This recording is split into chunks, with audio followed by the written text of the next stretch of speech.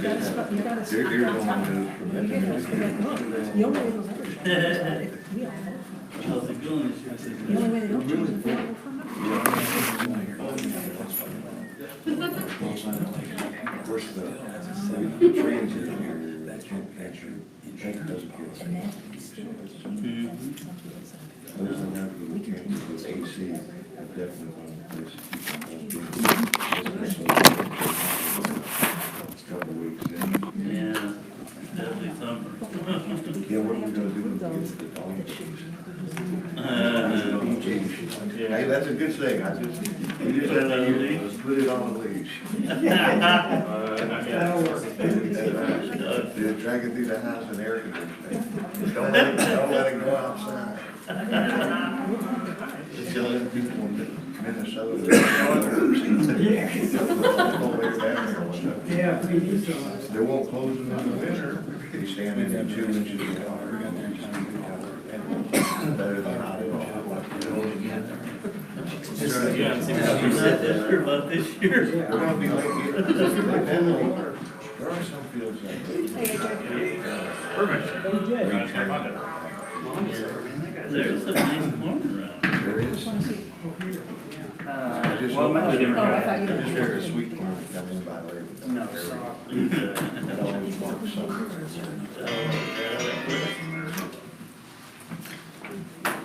Hello.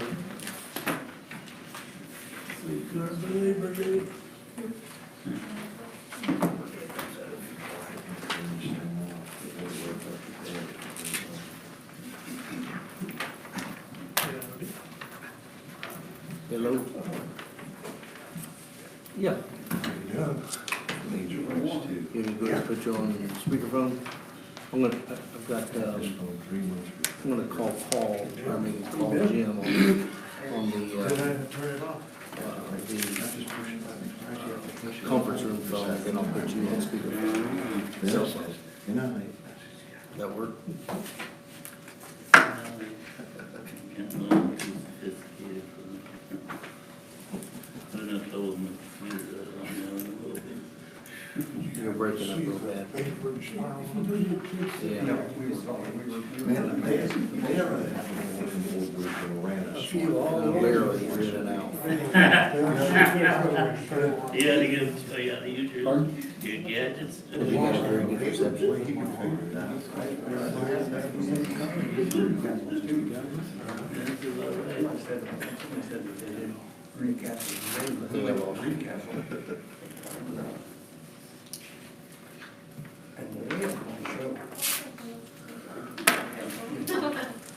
Can't you? I was gonna say it's probably bigger. They don't have to come here. This is beneficial. I live in high versus Can you hear me? on the river. Okay. Well, if you're gonna, It's a little more fun. More Yeah, right. At our camp meeting, we actually got the restaurants. Y'all come to meetings every 3rd Saturday. I have 76% on the Well, phone. it's cold. Well, they're running the big guys. Check this. okay, now I can hear you. Wow. Yes? It's with Mary's. I've got my Every Mary. Do we take I these can kids? hear. Jim's gonna say. I can hear you fine now. Yeah, It's going in and out. I guess I just forgot. That's what I thought. We took our. They moved you up to the front row. Yes. We must have, because we said where you live. Now you're breaking up again. Oh. I'm very obedient.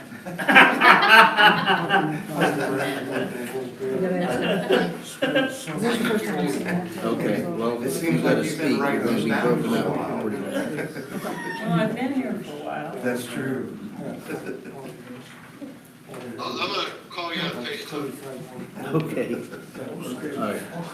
They run different. Go off the Wi-Fi, should be better. It'll go off the Wi-Fi, it should be better. What's that? The calling on Facebook or FaceTime, or whichever one you. You look at it, got, James and what's his name?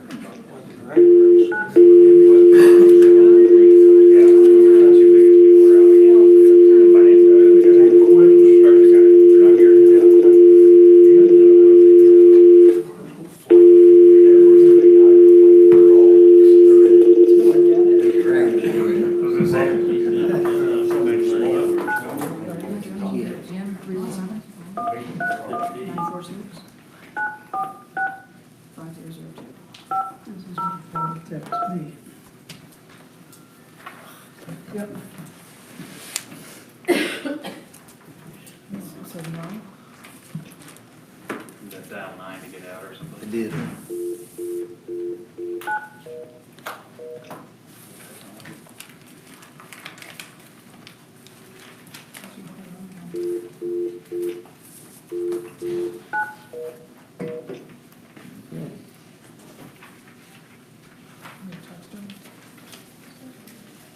Oh, for God's sake. Where's Paul? Hang on a minute. Yeah.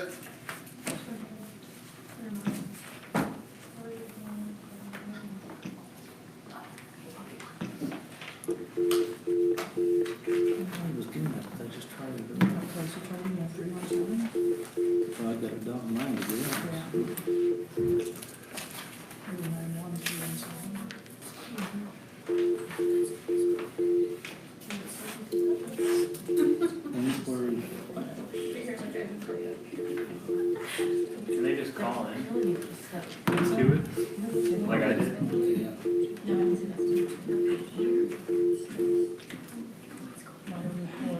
What, the minutes? Can you call in real quick? Call who? Jim, I've got Paul on this phone, I can't call. How do I get into the YouTube? Just go to the Heritage Lake page. Yeah, go to the Heritage Lake POA Live, I think. I'm gonna post it on Facebook here in a second, so you can find it that way too, if you're on Facebook. You can call out this weekend, you know, where I'm the two biggest people driving this thing decided they needed a break. Are you on the phone? Yeah. Are you guys together? Oh. I'm just not. That's not East Coast. You guys, Tom? Tom? this well, was I mean, I can for put you on Paul or Jim? speaker Oh. here, or, we'll just run the phone bill. You wanna have him take his number? Or do you wanna try to call the conference phone? Let's try to call the conference phone, so it'll be louder, because I'm assuming you're gonna have to answer a lot of questions. What's the number? 765 765 386 386 7447. Do you need to go? 7447, Extension 501. extension 501.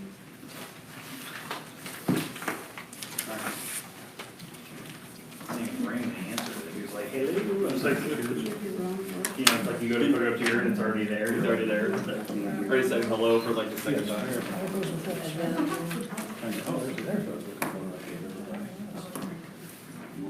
Yeah. AJ volunteered me for something. See, there you go. That works. That's how my job works anyway. I get voluntold to do stuff. You probably get paid salary too, right? No, I get paid hourly. I worked yesterday, I got called in on call, I got called in on Jim, 6 p.m. last night to go to Cincinnati. I didn't get home till 5:15 this morning. Thursday night, I got to sit. Jim, can you hear? 54 for 2 hours. They're looking for a guy with a gun. So they call the fire department out. And that case. Think Jim, about ours, dude. no kidding, just call him on your phone.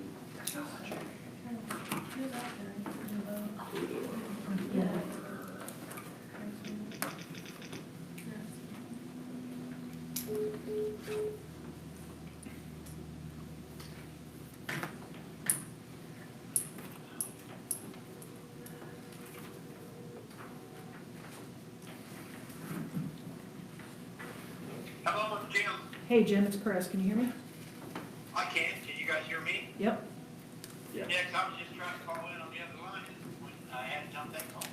All right, yeah, we're having a problem trying to get the conference phone working, so you'll just have to try to follow along on my phone, all right? Sounds good. All right, cool, we're about to kick off.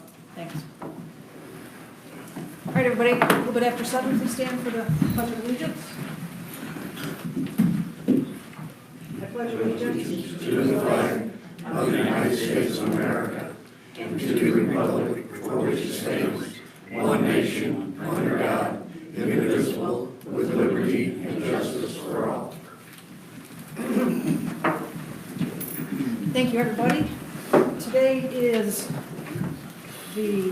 July 8th, Heritage Lake POA Board Meeting. Good to see a lot of people in attendance. If you haven't signed in, if you're new to a meeting, haven't been to one before, make sure you sign in so we know who all is here. And we'll kick off here. So, first thing, announcements, Clear Creek Conservancy, Dwayne Kelly. Dwayne Kelly, 282.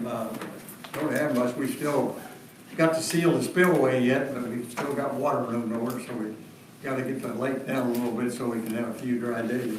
The only other thing I have is our meeting is July the 18th at 10 a.m. at the Conservancy Coffee Room. Thank you, Dwayne. Next, Floyd Township Fire Department. I know Brian Irvin's not here. Jeff, do you have anything to I didn't report? have anything tonight, we just had a run right before we got here tonight, so we had to turn everything together. Okay. Didn't have to put any fireworks out over the last few days? No Everything's good? fireworks. All right, good. Neighborhood Watch, did April provide a report? She did. Excellent. Neighborhood Watch would like to thank the community for all their support with the breakfast. In June, they raised $657. And the taco bar in July, they raised $840. And she said it was great to see everyone. A huge thank you to Ashley Maddox with Ruoff for her donation and help at both events. Be sure to look her up for any mortgage needs. The Neighborhood Watch has a few ideas in the way of giving back to the community with the funds raised for the events. We also have keychains available for you that has good information on them. Take one if you'd like. Several reports taken on some suspicious activity in Patriots Landing with an individual and his pets walking in the middle of the roadway into traffic on many occasions. The sheriff was quickly responded and took a report. We believe the issue is taken care of. Also, reports were made on an individual in the Gettysburg acting in a suspicious manner, wearing a mask and a hat and winter-like clothing with what seems to be a flashlight. When someone tries to approach him, he takes off running. Was seen laying in a ditch as well. Was reported to law enforcement. Continue being the eyes and ears for the community. Oh, that's exciting. Yeah, I want to be laying in a ditch. Party season is upon us. All right. HLCS, I don't see Harold in attendance. No report for HLCS. Helnack?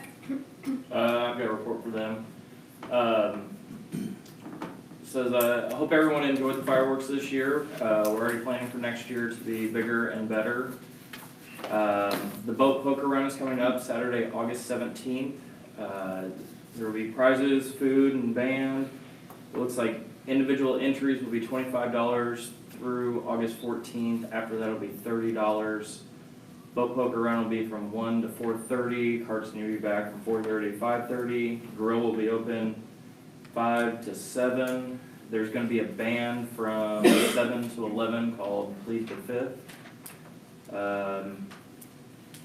It looks like the next meeting is going to be on July 15th at 6:30. If you have any questions, contact Heather Ludlow. Thank you, Grant.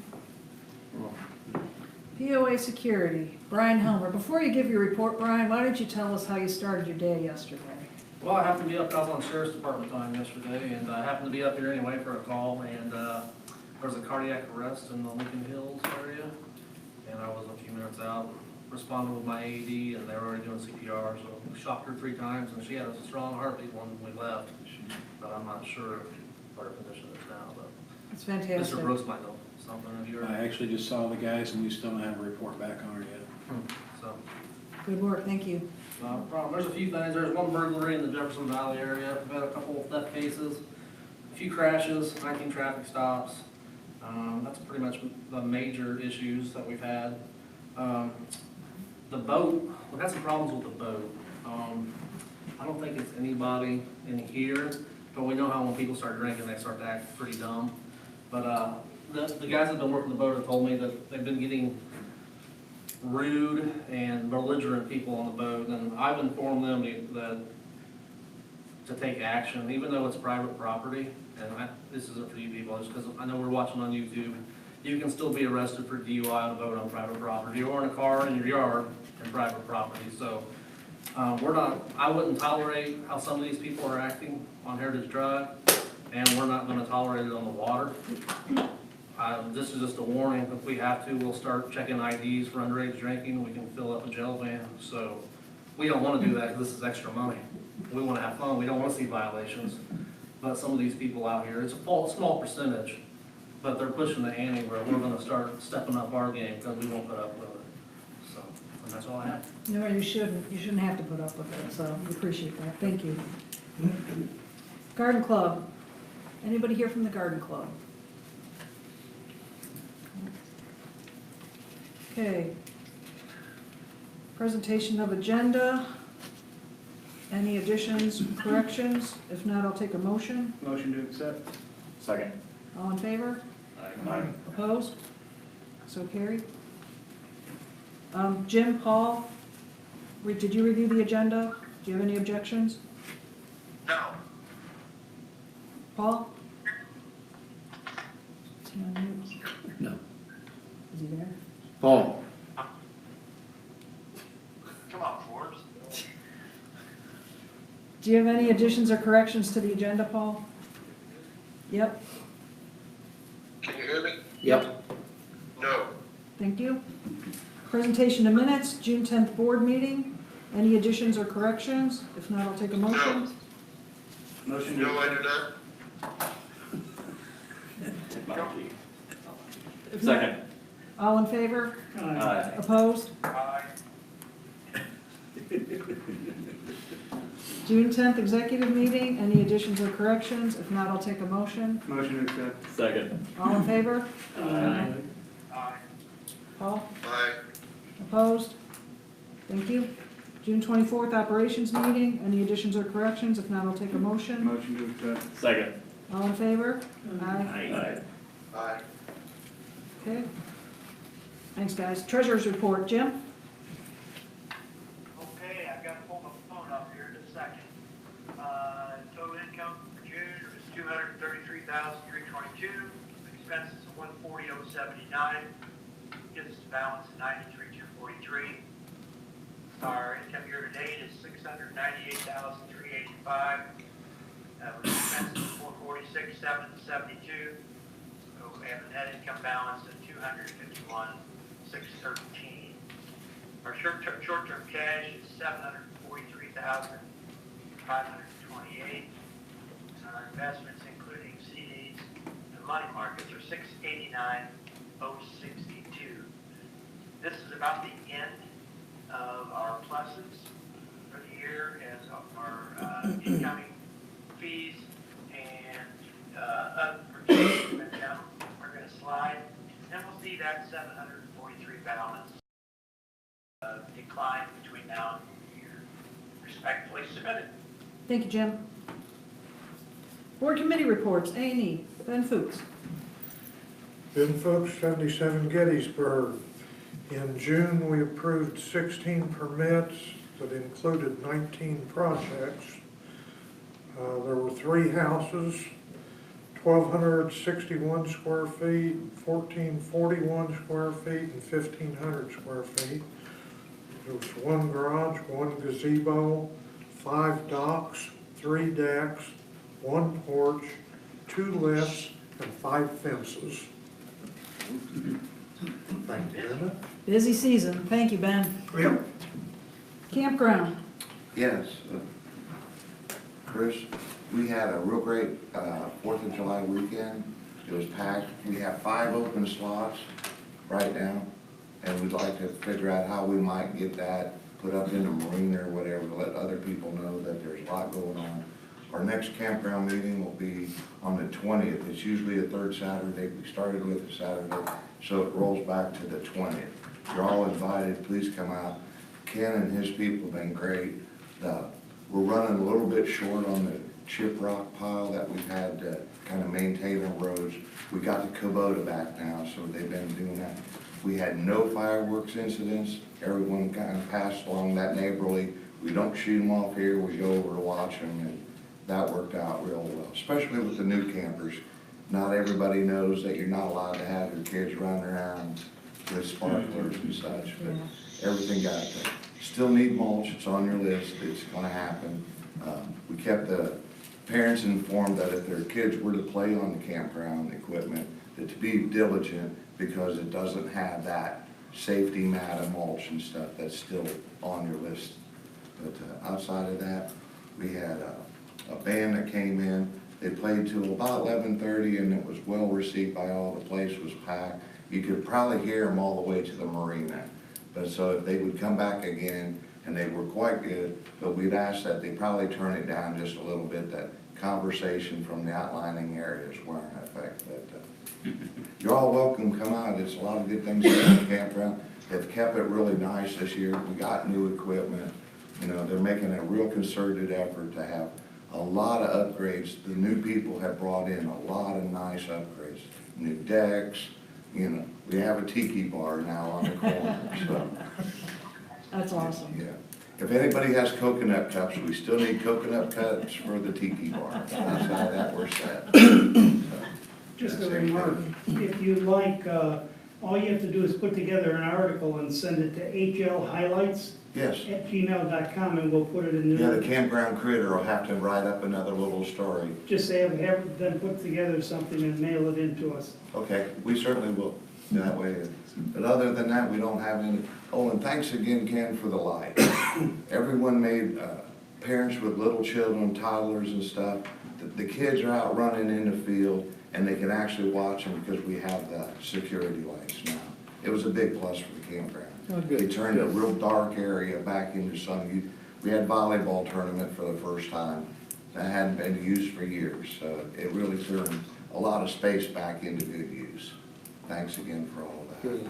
That's our report from the You campground. guys are doing it right over there in the campground, it sounds like. Well, we have, we don't have very many transient campers. The actual fixed cost for a night or a week is still being kind of discussed on where we should be with that. But we only have 5 permanent open lots right now. And that's really pretty good for, you know, as a percentage of, with the turnover we had. Because we had a pretty major turnover from last year. Yeah. So a lot of new equipment, a lot of new people, a lot of new friends, and a lot of younger children now. So That's awesome. the campground equipment's gonna get good use as long as we can make it safe and keep after that. Do you, there's somebody else with a chest pain Saturday night, do you know the condition? We had one EMT run, and what I've heard, the person had mixed a little too much alcohol with blood thinner medicine, and had fallen between a deck and a camper and had cut his hand. But when he went like this across his head, oh my gosh, it was a severe laceration, head injury. He was taken to Hendricks County, and then later that evening was released to his family, having had some IVs for dehydration and things like that. No major events of any kind, so. Have a bottle of Granddad do that to you. Well, I don't know how much that happens, but I think he spilled a lot. Well, I was there, and that's what they said. They said it was a half a bottle of Granddad. Yeah. And then, you know, and thanks for the earlier response. That it does bring up a safety issue in our campground that we're trying to address. The green numbers that locate the lots. Each of the campgrounds spots should have one. Not all of them do yet right now. There's big gaps. And the way our lots are numbered, they don't go sequentially around. You know, they go 37, 38, and then on the inside it's 52, 54. If somebody at night's coming by to try to find, as you say, a cardiac issue or something like that, it would be difficult not having them all, because there's big gaps.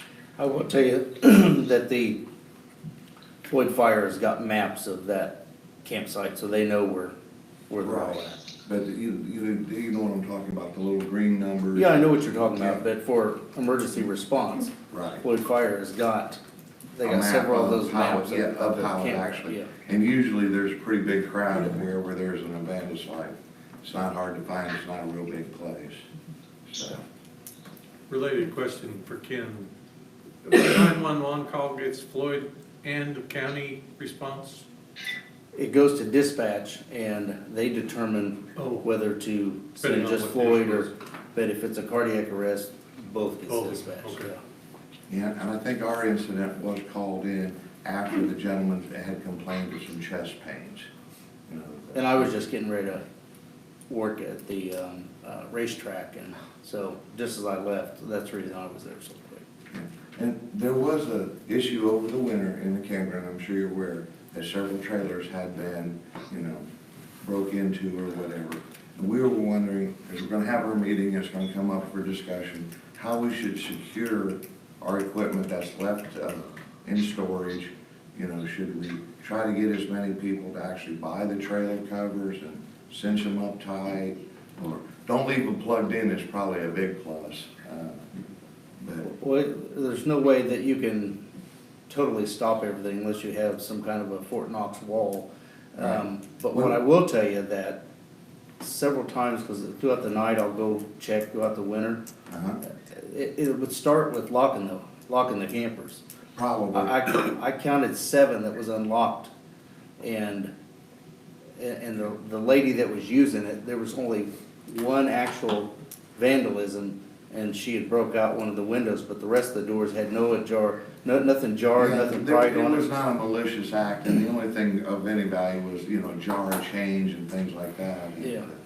the lady at the Speedy store at the corner says, there was some people buying cigarettes with nickels and dimes a lot, or something like. That might be a clue, good. All right, thank you, George, I appreciate the report, good to see you here. That's where we're at. All right, cleanup committee, I don't believe is meeting until August, so don't expect there's a report for that. Do you have any different information than that? No, I don't. Okay. Government committee met on June 27th. Dick Warren. Dick Warner, 183 Jefferson Drive. I'm a 3-month member now of the committee, which is, we're trying to get it going again. So I want to thank Tom Novak for a lot of guidance and helping me understand the history and getting me informed as to what committees and such. I've been attending the county commissioners meetings for the last 4 or 5 meetings. It's kind of interesting to see. Obviously, we all know our property taxes are very low, and our county services are commensurate with that. So, for instance, highway department, that's one thing that kind of got me started. I had an issue with the county came and digging my ditches out for no reason. That's still unresolved, but our county highway department has a budget of less than $1 million. So when we complain about potholes, there's people out there on gravel roads that are washed out, that you know, they have no hope. So they're doing the best they can. They're currently running, the highway department's currently running 3 patch crews, or trying to. They got waylaid with all the rain, a lot of washouts that they had to fix up and such. I asked for, you know, I noticed a lot of chatter when the Hendricks came and chip and sealed 775 and 150 coming into the lake from the northeast side. And a lot of people had issues getting to work that morning because they were road closures that we didn't know about. I've asked to know, and they said, well, we don't report our own, and we have no idea what Hendricks County's doing. So, you know, I'll keep jabbing them for that. There's a fire trustees meeting coming up next week. Tomorrow, yeah, that's tomorrow. 7 p.m. And it's next week that the county council meeting's coming up, which will be my first chance to attend those and report back on.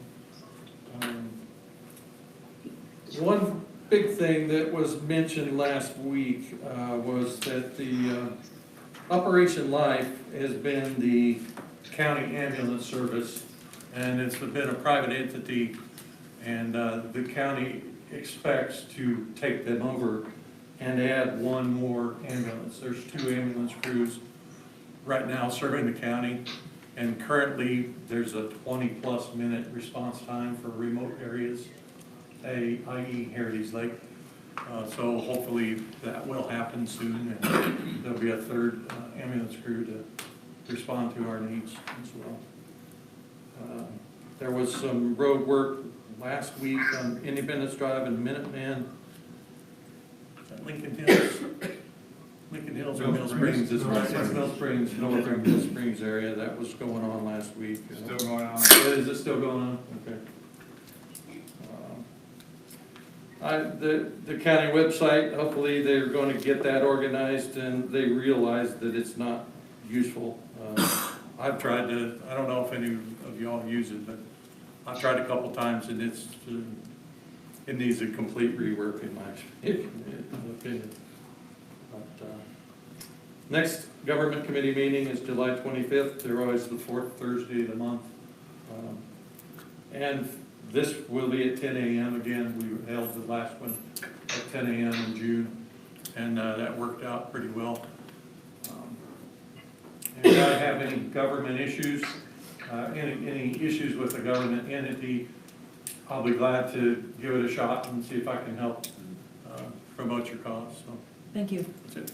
So Dick Warner, Stephen Forsgren, and William Goupel have attended 3 consecutive government committee meetings, which upon board vote would make them official government committee members.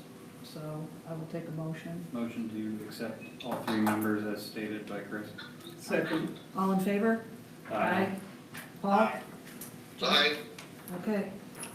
No opposed, so that is carried. Thank you, guys. Appreciate it. It's important to get visibility of this community to those government entities and vice versa, so it'll be a really good service to the community. Thank you.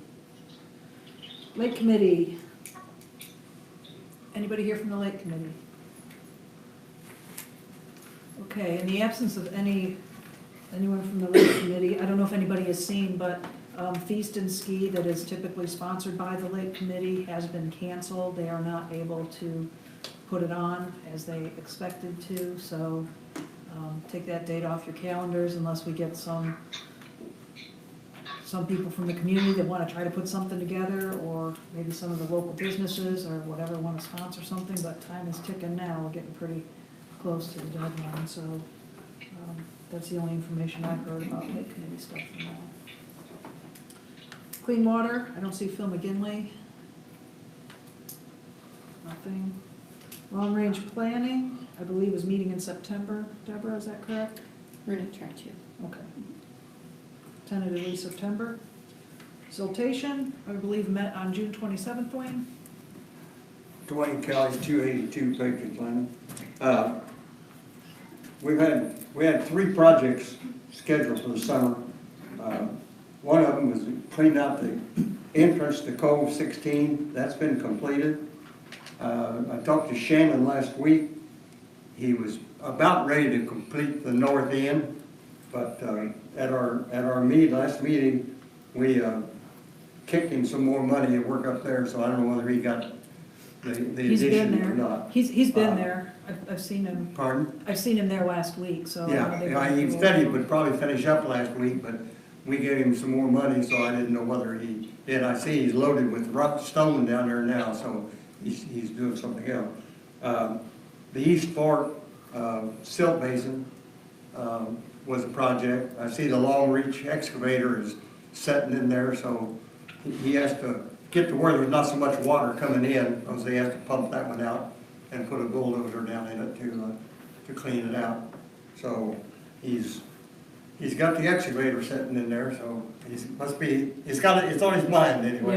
Yep. And our next meeting is July the 25th at 7 p.m. here at the clubhouse. Thank you, Dwayne. HLEPT, they didn't meet in June. I don't believe they're meeting in July. I think their next planned meeting is going to be August, so they've got no report. Election Committee, I had a conversation with Jim Muhlenbein, who is the chair for the Election Committee. They had a voting table set up at the Taco Bar a couple weekends ago. It was really successful. They'll be visible at other events, including the Marina Breakfast this coming Saturday. So anybody who hasn't yet voted on the covenant, they will have an opportunity to talk to Jim and any board member that's able to attend and support that event, come on out, talk it out, ask questions if you want. You'll have an opportunity to cast your ballot right there at that table. So I encourage anybody that hasn't yet voted to figure out what the issues are, figure out where you stand, and come and place your ballot. Manager's report, Ken Roselle. All right, I'll make mine quick, because I know the marina project's gonna probably chew up a lot of time. For all that have paid for their 2019 assessments, I'd like to thank you very much. If you have not, August 1st is fast approaching, and your balance will be turned over to the attorney for collection process at that time. There are approximately 77 lots, equaling $19,173 that have not paid for this year. If you need to make arrangements, please do so very soon. The new clubhouse shelter out at the point is complete and available for rent. It is a much larger shelter that was designed to accommodate larger group gatherings. I hope everyone enjoys this new construction. It's very nice. There has been a new commercial grade poolside basketball goal that I purchased for the pool entertainment. The business pool has been slightly above last year with $12,588 spent for swim passes and for daily passes so far this year. Drink and food sales are also slightly above last year with $3,800 in sales. The lake treatment dates for the remainder of July are the 16th, which will be a full treatment for weeds and algae. This treatment will have a 2-day irrigation restriction, and also the treatment on the 30th is for algae. I'll send out an email blast to everybody regarding that restriction, and we'll post some signs up along all the entrances to Heritage Lake. And finally, I'd like to thank everyone for making life a lot easier for the water security during the recent fireworks show weekend. It was truly enjoyable to be out on the water with very minimal problems. Also, for the first time, I had a chance to watch the fireworks show in Bainbridge this past weekend, put on by Morton Fireworks. I met with the owner yesterday on Sunday and discussed our fireworks show for next year.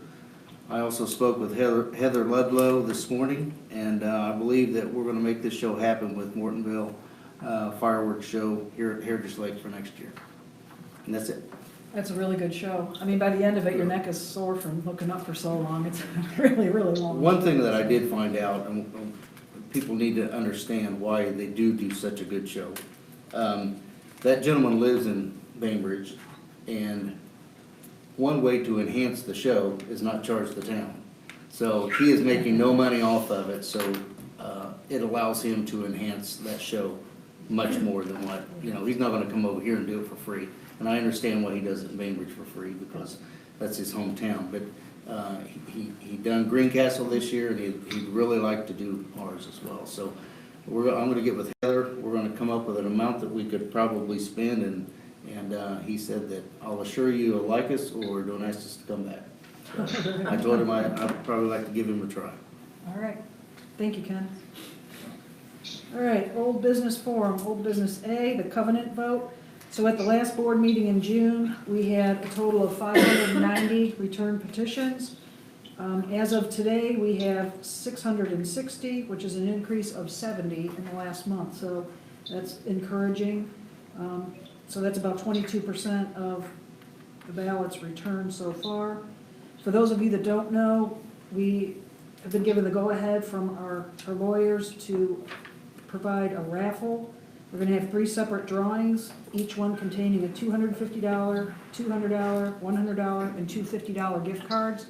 All you gotta do is cast your petition. It doesn't matter if you vote yes or no. It doesn't matter, as long as you have a valid petition submitted, you'll be entered into one of the 3 drawings. So I encourage everybody, if your civic duty isn't enough to prompt you to vote, maybe something small like this might help get you to get that ballot off of your counter and put it into a ballot box. So that's all I've got right now for the covenant vote. We will have, again, a table set up at the Marina Breakfast this Saturday. So that's another opportunity to come and talk to the board, talk to Jim Muhlenbein, take a look at the information, ask any questions you have before your opportunity to cast your ballot. New business A, wood grinding burn area, Jeff Brooks. The gate company called and one of the location, address locations, so they call locates. Their plan is to try to be out the end of this week to get started on placing the posts. Again, weather permitting, and they're behind like everybody else in the Midwest because of all the water. As far as the material that's already out there, I got a couple of quotes, one from Williams Tree Service for $2,500 to grind everything up, haul it away as he saw fit. And then I got one from Von der Sar's Tree Service for $2,000. And it just says remove large brush pile, includes one load to raise trash because the pressure treated lumber and trash that are currently in the pile, some brand new, within the last 2 weeks. He can't take that to McCarty's, all the brush he'll haul away to McCarty's. He said he did send me a text, he'd separate out the trash, the treated wood, and take it to Ray's, then he'll haul brush to Green Cycle McCarty's every day. So that is the quote that he has provided. I think everyone on the board has the quote in front of them. I think it's time to get rid of some brush. I think that's a good idea. Care to make a motion? Yes. Anybody want to discuss it?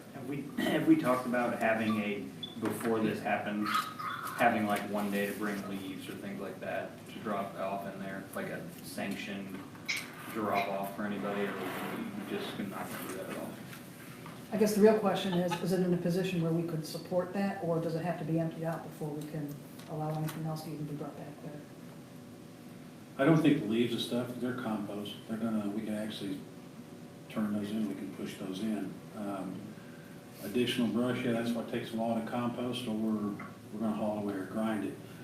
With the amount of leaves that's gonna be coming up here in a few months, nobody wants to think about leaves when it's as hot as it was this weekend, but it's gonna happen. There's gonna be leaves to clean up. I think once the gate's up, then we can monitor it more closely. With some cameras, there's gonna be a keypad inside and out. So you'll have a keypad where you gotta enter in a code to get in, and your pictures, the plan is your picture will be taken when you enter the code. And there'll also be possibly some license plates taken. Ken's talked about that as well. So it's going to at least help us to narrow down who may be taking stuff that doesn't belong in there. But we all know a law keeps an honest man honest, so if somebody wants to put their brush in there, it's gonna happen. I did give Ken some information over the weekend. A gentleman took a trailer full of brush in there, and even though the chain was up, said keep out, he just drove right around it, got up over the berm. Yeah, the locks are to keep an honest man honest, but I think the gates and cameras are gonna help tremendously. Just a question, I didn't remember that we had approved the cameras. I thought we just approved the I gate. thought it was just the gate. Right, that's why I said, Oh, a plan, that would be, that'd be something we put in the future, since we're gonna have electricity there and that kind of thing. It's something to build on to. But Right. this vote isn't on any of that. It's No, just this on vote grinding. is just on getting Yeah. the brush hauled away, Yeah. unless you wanna pass all that other stuff. I mean, I feel comfortable making a motion for Von der Sar to do it, just because they're gonna haul the trash too. Right. And they're gonna separate it all out, so then we won't be in any harm of having to deal with stuff left behind by maybe this other company, plus it's $500 cheaper, and I make a motion to approve Von der Sar's Tree Services quote to remove said items, ASAP. I second. just a little discussion. It says one load, we only have one load, we believe, of non-brush. Yeah, there's a big plastic deck, probably, I sent you a picture, Ken, I think probably the one is, this whole row of tables about that wide, about that thick, some kind of plastic decking, just one big piece. I was actually thinking about taking it and using it for a lady for a wheelchair ramp. But you also said there was pressure treated. There's some pressure that treated he in there, won't take, right? that all goes in, that'll all go The in the dumpster. dumpster and get hauled away. And we believe it's one dumpster. And he did also tell me that this price does include $100 for trash disposal. If it's not enough, that's gonna fill up Ken's dumpster somewhere, he put it in there and just save us $100. I just say get it all out of here, because Ken might need a dumpster. Yeah, did he say, probably the only thing I wanna make sure is that when he was done, it's gonna be completely gone. That was what he said, remove larger brush pile. And that's what we talked about. Ken, or is Ken required to be there while they're doing that? I mean, who's gonna sign off that they're good to go? Is there any thought on I'll that? be glad to do it, just have them make contact with me when they're ready to do it. Cool. Okay, You probably won't get paid till you get signed off on, so. yeah. I have a I question. think, one second. Jim, did you have a question? Yeah, what budget area will this money come from? What budget is it coming out of? What budget? Probably Yes. contractor service. Got it. Good. Cool. You had a question, sir? Yeah, I do from the campground's point of view. We also have the dumpsters that we've had a hard time actually regulating the unapproved dumping back there. Someone dropped off a full-size stove back there. We know that didn't come from a camper. They can't get it out their door. But, you know, we have just a campground manager there that obviously can't monitor that 24/7. We called the appliance guy, that stuff has been removed. But we also have a lot of treated deck lumbers and things like that, that we probably wouldn't prefer to just get burned on a brush pile. Yeah, you're not allowed to burn those on a brush pile. People are responsible for hauling away their own debris that is not able to be burned. If it's not natural, brush, Right. natural leaves, don't burn it at all. So You can get that fined, actually you is can kind actually of get a- fined by item for doing that. It's kind of a mounting problem then back in our dumpster area because of, you know, unapproved dumping back there. It's not coming from the campers, it's getting. Beg to differ, I think a lot of that. Well, a lot of those the decking, decks and stuff, obviously appliances and water Yeah. heaters and things like that. That kind of are stuff, not getting yeah. generated. That's not being burnt, but the decks and stuff like that Right. is coming from the campus. Okay, I appreciate that, but we're gonna try to reel this back into the vote on this issue to get the burn pile hauled in. Just to clear up one thing, I think I would be right to say, we can't burn brush in the campground. Is that correct? You can't burn anything as a POA. Correct. It doesn't matter what division of it is. The POA can't burn anything as an entity. Individuals can burn campfires On their as, private and lots. on their private lots as they see fit, Not on POA but property. not on POA, exactly. So you just might want to pass it along to the manager? Yeah, that is something that we'll definitely have to address at the meeting then, and, you know, that it doesn't get any further out of, you know. When is your trip. meeting again? I'm sorry. I'm sorry? When is your next meeting The again? meeting is the 20th. Thank you. Thank you. Sorry. Okay, so we have a motion on the table. Do we have a second? Second. Any more discussion? All in favor? What was the motion again? Sorry, I approved on this. Approve on the Sar's quote. Okay, I just want to make sure. ASAP, so like, don't wait till the fall to do it, let's do it right now, get it over with, and then can I amend to the end of that, that Ken will bless it? that Ken it's- signs off on it before we go, yeah. Yep, Okay. Jeff, you want me to just give him a call? That way. Sure, I'll get you his number. I'm actually, as soon as, if it gets voted yes, I'm gonna get sent. His number's right here. Yeah, his number's right here. Okay. All in favor? like, Jimmy's yes. Paul? I think I heard yes. Okay, so it's unanimous, so let's go forward and get that burn pile cleaned up. Thank you, Jeff, good work. and we gotta come up with a new name for it. Yeah, that's right. Yeah, that's a conversation for another day. The lockdown 38. Okay, so we're gonna have a discussion on the marina project, and Jim Johnson is gonna lead that, give us an update where we are. For those of you that were able to attend one of the two town halls on the presentation of the proposed marina, I hope that you found it informative. I think there were some really good discussions, really good ideas exchanged. There was really good participation. I think everybody was excited about it. Some reservations, and rightly so. There's a lot to consider. But I think overall, it's been pretty well received. It's getting people interested at least, and there will be additional sessions going forward. I think the next one is on July 17th, Jim, is that correct? Yes. Okay, so the next one is July 17th. If you haven't attended one of those sessions, I highly encourage you to do so. So we'll let Jim give us an update now, and then we'll have a discussion as a board, and we'll open it up to the members as well in attendance. Go ahead, Jim. Okay, well, first, as Chris said, just several meetings, and I would interpret the community response to be extraordinarily positive. The excitement's building for it, and going forward is just going to be a great thing for our community. Had discussions with our attorney about our discretionary authority for borrowing, and we've been informed that our annual capacity is 10% of our annual budget.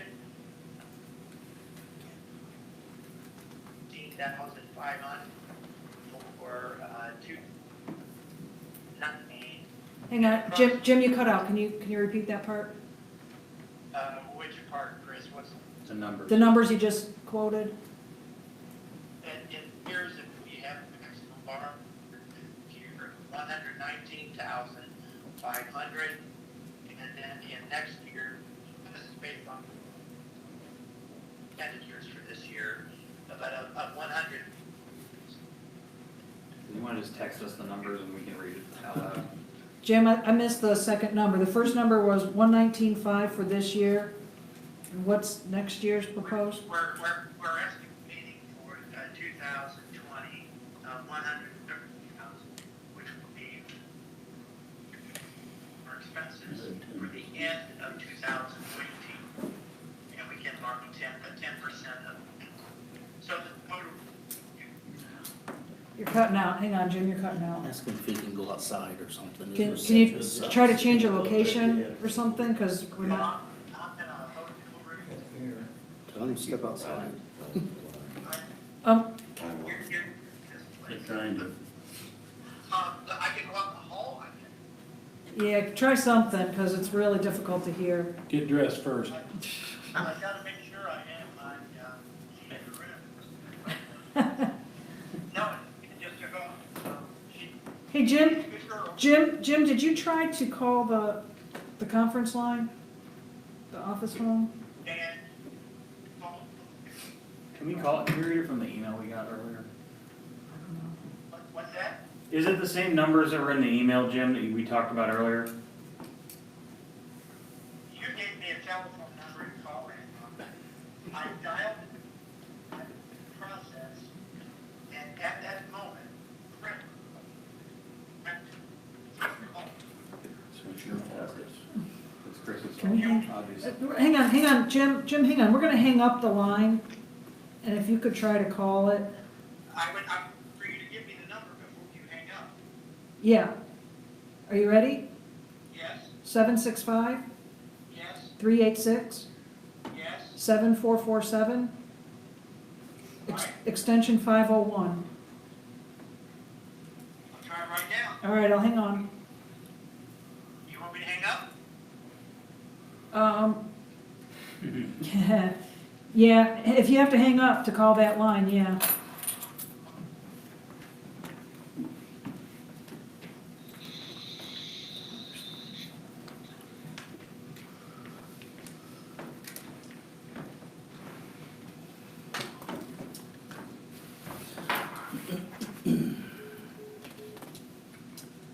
I was gonna say, because we have the financing numbers right here, we need to read them.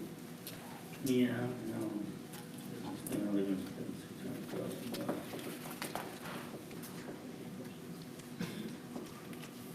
So we must want to read the numbers that he sent us out Are loud. they the same as what you just said? 119, he said 130.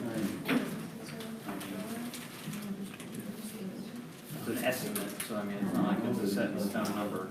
I'm just saying in an effort to keep this chugging along. Or maybe we should ask if people have any questions. We don't know what we're questions on. Where is the one?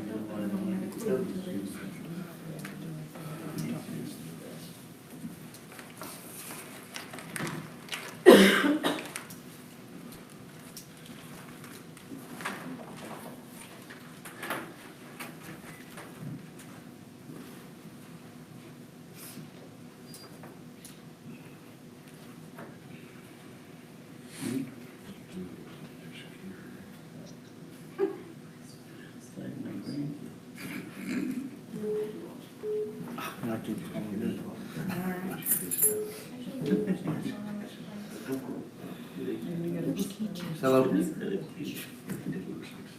Hello? Jim? Hello? Jim? It's like we'd have better reception there. I'm here. We have a computer on. Can you get, just barely, your reception is awful bad. Guys, please. I will try to go out in the hall and Did try to see if it's Did- better. you just try to, I've got Paul on my phone. Did you just try to call the landline that we just gave you? Yes, and it says that extension is not available. Public three times. I just tried it this afternoon. Plugged into 501. 501. It was unplugged. What happens is that I hear, the That sounds office clear, answer, so just give us a report. Well, and then it gives Deborah's number, that sounds good. so I dial 501, and that extension is not available.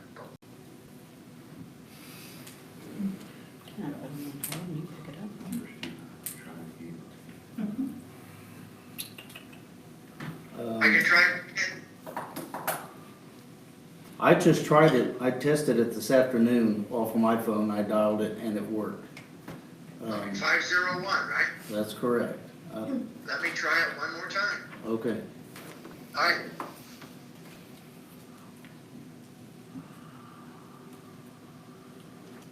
Did I hear you say he's in a hotel room? Pick up the landline and call us. Long distance would be so expensive. Yeah, he's on his personal time. He's not traveling for business on this, so.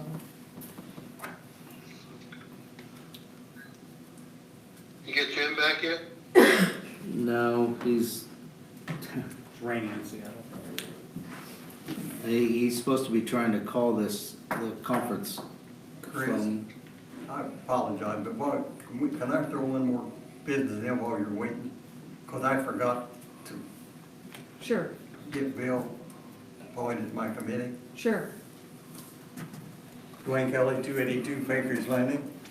Bill Gopel has attended the last three siltation meetings and is requesting to be a member of the siltation committee. I even had a note and I didn't see it. That was the other All three. right. So, I'll make a motion to accept William Goupel as a member Second. of the siltation committee. All in favor? Aye. Opposed? All right. Good job, William. You're a busy guy now, huh? He must not be able to get through. Well, that's tough. That's what I was saying, like, can we at least read that? These are he sent out. I don't know if I got it long enough. Yeah, but he's got to explain it. I mean, it's going to be a big discussion. Oh, wait a minute. Hello? Hello. Jim? Can anyone hear me? Yes, can you hear us? Jim, can you hear us? No, and I'm actually on a landline in my room. All right, can you hear us, Jim? Barely. Barely. Now it's better, getting better. All right, well, we can hear you, so if you want to probably start over. All right, just bear with me a second here, wait a minute.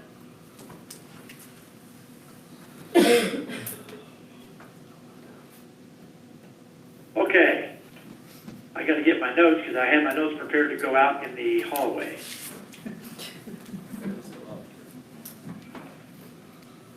Okay, we, after discussing with our attorneys, we have the authority to borrow 10% of our previous year's budget annually.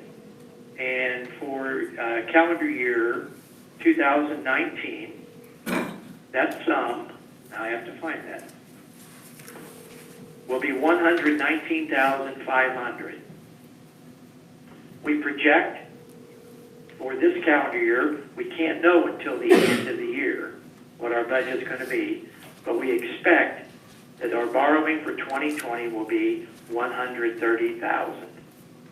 So our maximum borrowing next year will be $250,000. Now, it's going to be plus or minus, you know, we're going to talk about hundreds in difference.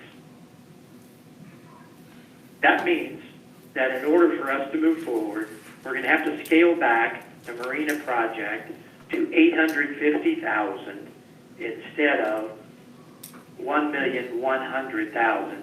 And then we'll get the rest of the money later via fundraising, community contributions, reduction in scope, and we also have some people who may be interested in sponsoring it individually. But that's where we are right now. So do we know what that means from the previous plan that was presented as far as the construction of the building or the materials or the layout or other features that were estimated in that original 1.1 million? What are we giving up now that is scaling us down to the 850? Well, at minimum, the largest reduction that we can grab hold of quick would be the kitchen. And the kitchen is between $95,000 and $105,000. So we would do only rough ends as far as the kitchen is concerned. And then we would just have to scale back other things. Now, we also are going to have more money available cash-wise. For example, we have approximately, if we're based on history, approximately $70,000 that we're going to have at the end of this year in cash that we didn't have before. And that happens every year. And that's just because we're very, very tight-fisted in our budgets. And we normally spend that money at the end of the year on capital improvements, you know, like buying trucks and tractors and things like that. And that number is net after taxes.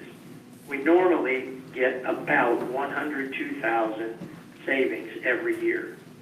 And then we plow that back into other things. Well, this year, we would plow that into the marina. So that's what if you take $100,000 from the kitchen and $70,000 additional funds that we're going to have, we're pretty close to almost getting to the number next year.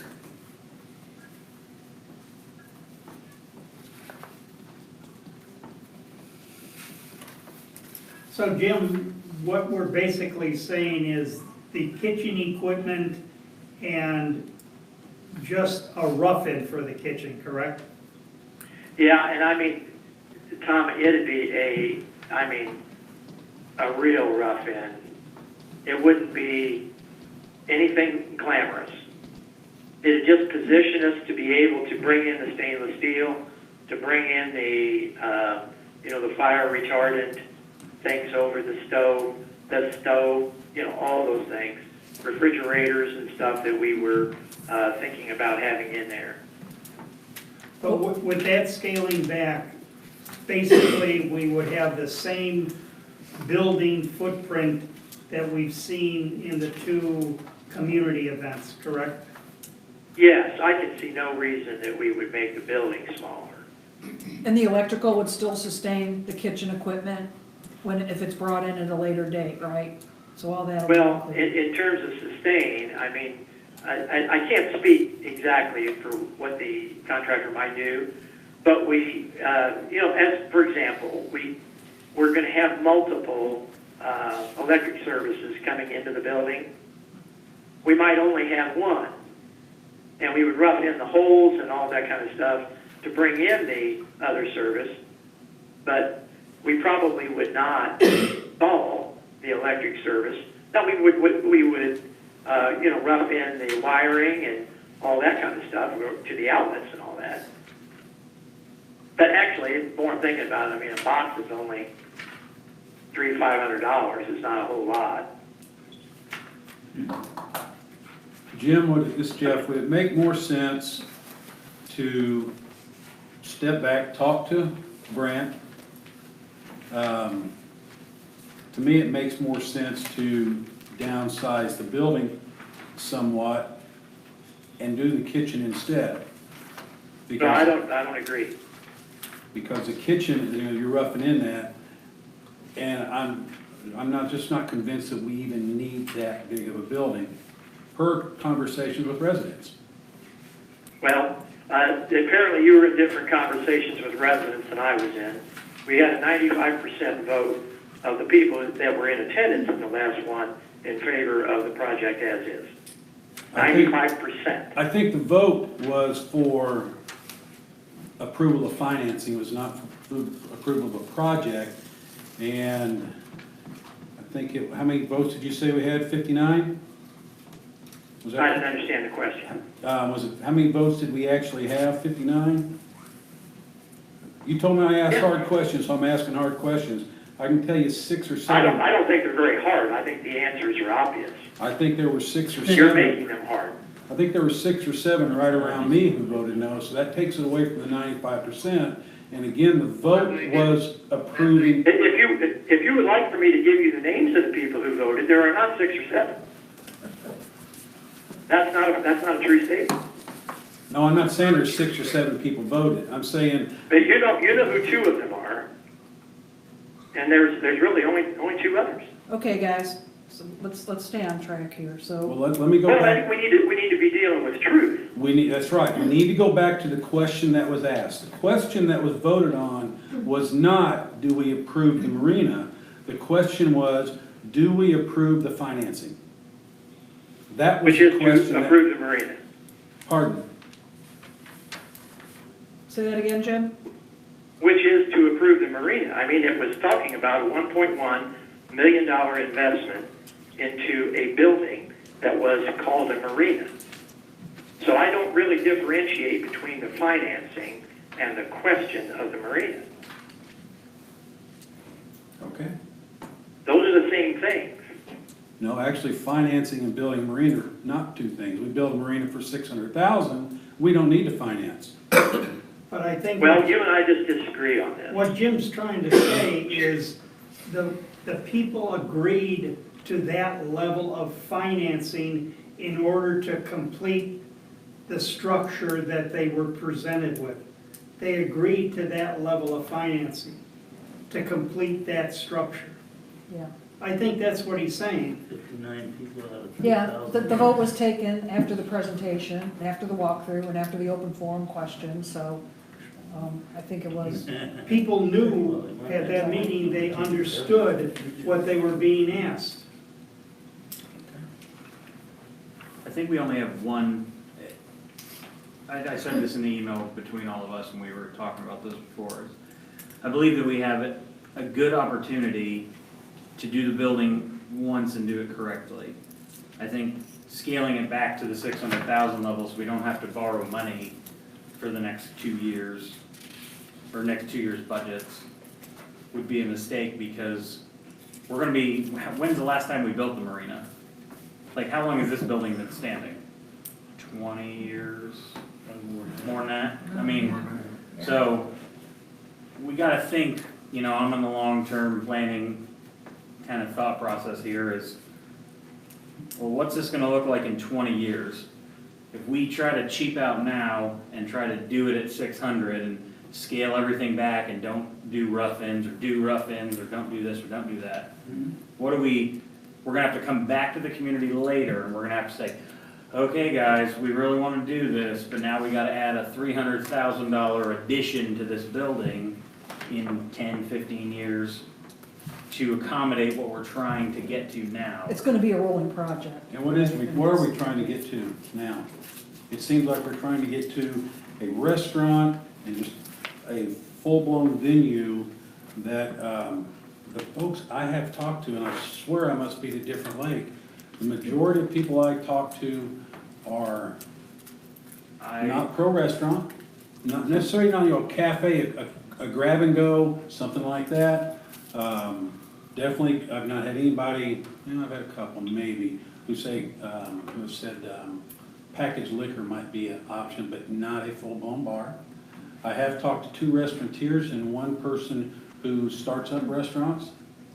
We even had some comments in the last meeting, this is going to fail if we do a restaurant. But that's not even on the table. But that's not what we're talking about. We're talking about the building to be able to, because if we have, To sustain it later if we choose to. That's not what we're Right. proposing right now, right? We If- want the footprint, we want the space, we want the capacity, we want the infrastructure to sustain something if we go forward.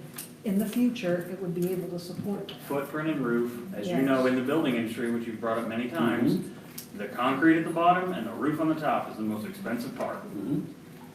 The stuff in the middle is negotiable.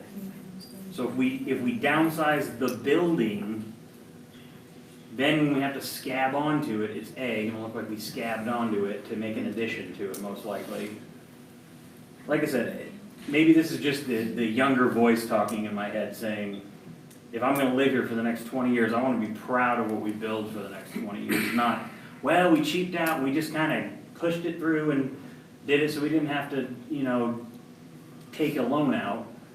I'm not saying cheap out and not take a loan. I don't care about the restaurant. Everybody I've talked to, they've been neutral about the restaurant part, but they want a nice bait shop. They want a nice place to come sit down around the water. I've talked to a handful of people that want to rent the space to do events, like the Ashley Maddox people and the realtors and stuff like that. If you could be inside where you're not sitting out in the 95-degree sun, the kitchen could be used for that. The kitchen doesn't have to be used to make money. It doesn't have to have a Right. bar. So I think that we do need that nice space because we deserve to give the community something nice. And right now, we've got 720 square feet. We get good, that's the main body of the marina. The actual, if you just square everything off, everything that's there, including eaves and everything, we're 1,500 square feet. Okay. We stay in that same footprint. And again, I'm not trying to cheap it out. Hey, do the world-class bathrooms Jim wants to do, that kind of thing, if we see that as necessary. I would rather see the building smaller and the restaurant, or excuse me, the kitchen installed the way we want it. So you shorten that front section where we're gonna have retail, and then make the back room where it's the flat ceiling, where the balcony is over it, make that a little bit smaller. Do we need to have capacity for 50 people below and 50 people on top? That's kind of what the design was drawn out as. So we make it for 25 or 30 people below, 25 or 30 people atop. Think about what people are going to be doing with the marina. They're going to be coming in there, they want to come in their boat, they want to stop, they want to get gas, they want to grab a sandwich, candy bar, and go back out on the lake. I mean, that's what it is now. And it doesn't have to, we continually talk about, we should be looking at the future, looking towards the future. Well, this design is looking towards the future. It gives us the future that we could move into, grow to. I agree with AJ. I think the existing footprint is the design that we should go for. I mean, Existing footprint. I agree, I don't think we should replace what we have with the same thing. I mean, Correct. our community's grown since that marina was built, and this will sustain us for 20 years. Look how much right? I mean, A&E's building. I was gonna say, how many houses do they build a month, or Yeah. approve a month? What, 3 Yeah. or 4 houses a month? That keep adding to it, and then all the additions and all the bigger homes. And, We just have more people coming. people really like living here. Yeah, I think we've heard from realtors that agree that this would be an enhancement not only to the community, but it would increase potentially a person's property values with this type of amenity.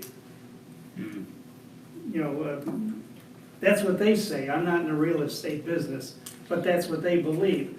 And I think we all know it. I mean, when you go to buy a house or you go to live in a community, you're looking at what amenities they have to offer you.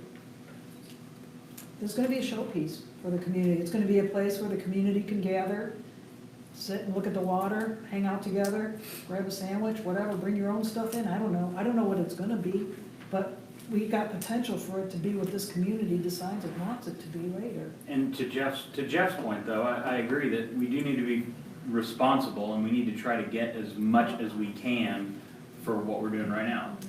Like getting the restaurant equipment, I think, or the kitchen equipment, or whatever you wanna call it, that section, that budget item is important. So maybe we build that into 3 years out, we know, okay, we can't afford it right this minute, but we're gonna put it as a budget item for 3 years out. Maybe we work on that, so we have a plan, long-term in place to know, okay, law restrictions being as it is, we can't do that right now. But we can't make the building bigger in 3 years. We can't get more seating, we can't get, and I've actually talked to a lot of people, because I don't live on the water. There's a lot of people that don't live on the water and don't even own a boat. I actually talked to a really nice family about the Covenant boat.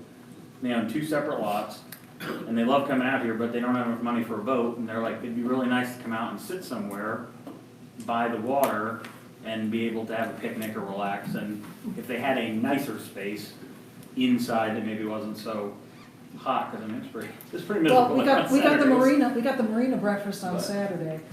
The folks that do fundraisers, the taco bar or the breakfast or whatever they do over at the marina, they're outside in the scorching heat with the generator blowing out the back, and it is hot out there, and it is uncomfortable, and they're blowing outlets, and they're trying to plug stuff in, and crock pots and stuff, and it's difficult.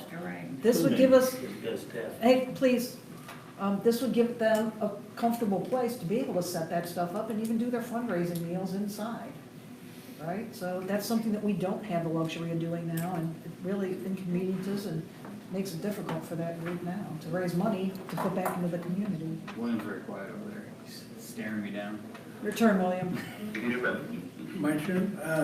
This is the old mindset. You learn that not to go overboard, not to, when I was a kid, I wanted a nice car, but I could only afford something that was 30 years old. And that, I think, what Jeff is saying, we need to scale back. We didn't get a plan A, a plan B, or a plan C. We just got voila, a Donald Trump style. Well, there was also. We need to look at it better.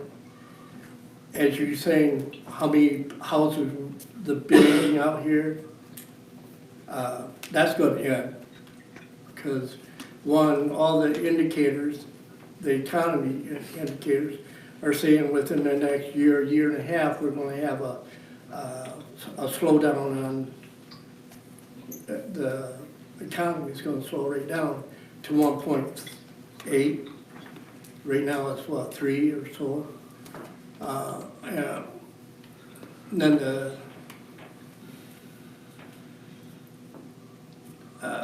the money lending, they're going to kick in. So I don't think we should jump right in. I think we should have had a plan A, a plan B, and not just one, and we got to have it or else. But I think the only thing, Bill, to keep in mind is we established a subcommittee to go out, review, and bring back a suggested. And that's what they did. They weren't asked to bring back a suggested A, B, and C. They were asked to bring back a suggested, and I think they did a wonderful job. And they did consider other alternatives. And unfortunately, you and Jeff weren't on last year when this all started. So you guys were kind of like pushed into this thing like, whoa, I gotta get my feet down. And I was in the meeting asking a lot of hard questions too, because I felt the same way at first, kind of like, we really are gonna spend a lot of money on this. But if you really think about the future planning of a building, I just can't see the value. I can't see the value in delaying and running that old building. I mean, it looks good because we put a bunch of paint on it. And we, Why chicken not? wire and duct taped it together. Why not delay it for 1 year? What's 365 days? That building is not gonna fall right down right now. Well, I don't know the answer to that. I'm not a structural engineer by Well, any means, but. the Why comment, can't we just wait and look at, bring up some other plans, bring up some ideas? I feel like this is gonna put us in the same situation we put ourselves in with the burn pile. We needed to act and close off the The burn burn pile. pile was We needed to. stopped Hey, because, Just give me a No, second to wait. finish. the burn pile was stopped by the state. Yes, because we didn't close it off and gate it up because we wanted to go round robin for 6 months talking about a gate. No, we was fined, what, 2 years ago? Yeah, that's when we should have put a And gate. that's when, that's right. That's when the state said you can't do it, and we neglected that somehow. A little bit off. Well, where we're at is the committee came to us with this plan. We reviewed it, we're talking about the finances now, and we need to decide whether we're going forward or not. And that's really where we are. Paula, you've been trying to say something. Well, I've been listening. Can you hear me? Yeah. Well, I guess, two things. One is, this is a project for the entire community, for the future. If you guys want to wait a year, or you want to wait 2 years, or you want to wait 3 years, then we shouldn't have started this last year. Secondly, I would like to say that we've had 2 meetings so far. We've had a lot of sit-downs so far, and I have not heard more than 4 people against this situation. Personally, I've been at all the meetings, I've been at all the board meetings, I've been at all the ops meetings. I hear numbers of, talk to a lot of people in the neighborhood. They're saying this. They need to come to the meetings and tell me, because I don't hear that. Now, if I heard that, as I did with a boat storage project that I was in charge of, I tabled that project because there were a number of people that did not want it, where they said they didn't mind in the beginning, but they came in and said they did. Now, I heard that, and I listened. I haven't heard that for this project. I've heard a few people tell me that they're seeing that. I have not heard from those people. Matter of fact, the last meeting we had, I was expecting 25 people to come in there and tell us why they didn't want this project. Because I was told that 25 people would be telling us something. Because they told the upset. So all those people out there that are against this, that don't come forward but have told a few people, we can't react that way. We're a board. We are supposed to make decisions for the community. We've asked them their opinion, we got it. We still will get it after this vote. It takes 2 votes to move forward with this thing. We are asking the board to vote this in now so we can move forward and ask more people in the community before the second vote. Did you hear all that? Yes. Okay, that's all I have to say. Thank you, Paul. Do you want me to go over the finances? Did Kim, were you able to pass those out? Yes. If you want me to do that, Chris, I can do that. Yep, go ahead. All right, if everybody opens their packet, it's a one of 4. There's 4 pages to each one. Now, if you look at the top third, there's a bold type extra payment mortgage calculator. Everybody see that? Yep. All right, go down about 4 lines. You'll see the term of the loan is 20 years. Now, we have this type of financing, presuming that it gets approved, is a 20-year adjustable rate mortgage. I am presuming an interest rate of 5.5, which is fair for me right now. It may be a little more, maybe a little less. The loan amount is shown as $250,000. Now, if you go down two more lines, you'll see the monthly mortgage payment of $17,1972. That's what our actual payment is for 20 years, but it's subject to an ARM, adjustable rate. So we've got a place to hide if our finances get difficult, but they're not going to be difficult. Go down about 4 lines later, it says monthly prepayments of $2,500 per month. So the sum of what we're going to be paying monthly will be $2,500 plus the $1,719.72. Is everybody with me? Yep. All right, then the next 3 lines show 3 consecutive payments of $59,000, one made in May of 2020, one made in May of 2021, and one made in May of 2022. Those payments come from the $60 annual fee for the boats, the $30 annual fee for the slips, and the $30 annual fee for the campgrounds. Jim, do we typically have those fees by May? Absolutely. If not, we'll have it in cash flow because we are fatter than cows, because we have received our assessments by and large. Okay. We'll have a $500,000 bank balance at that time, at that point. I can move it to June if you want, or I can move it to July if you want. I have the sensitivity in the calculator.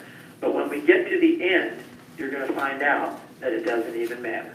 No, that's why I was asking, Jim, because I wanted to make sure it didn't matter, make sure that we had those funds in our possession by the time we're ready. All right, now let's go to page 2. Ken, did you shoot these in color? I did. Okay, can everybody see the color at May 1st, one-time payment? Yep. That's the first payment of the boats and the campgrounds and all that. If you go right above that, you see the $2,500? That's the extra money we're paying each month. And then right above that, payment number 5, that's the $1,719.72, which is the regular amortization of the mortgage.